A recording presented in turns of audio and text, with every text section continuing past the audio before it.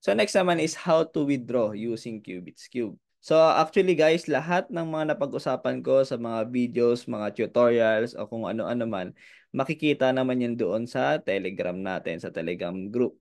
So ayan, makikita nyo mga members natin, nakalagay na lahat ng mga instruction dito. So pwede kayong i-chat nyo ako, i-chat nyo yung mga leaders ko para maka-join kayo dito sa community natin, maka-join kayo dito sa Telegram na nandito na kasi lahat ng instruction. So, ayan o, nakalista na. Paano mag-trade, paano mag-mine, paano mag-verify ng OKX account, verification, at marami pang iba na kailangan nyo matutunan. Nandito na lahat. At nag-update to kung sakali may mga bagong steps na kailangan mong gawin, nandito lang naman yun lahat. So, step 1. So, pag-click nyo, upper left, may cube dyan. And then, click withdraw.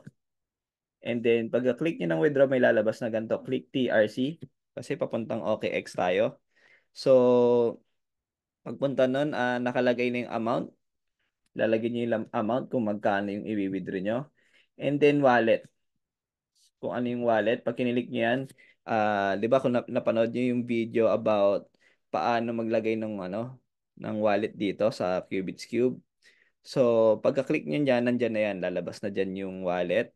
And then, yung payment password, meaning kung paano nyo binubuksan yung account nyo dito, yun din yung password ninyo. And then, click send so that may verification code na masasend sa'yo doon sa email mo. And then, once na malagay yon, lagay mo dito and click submit.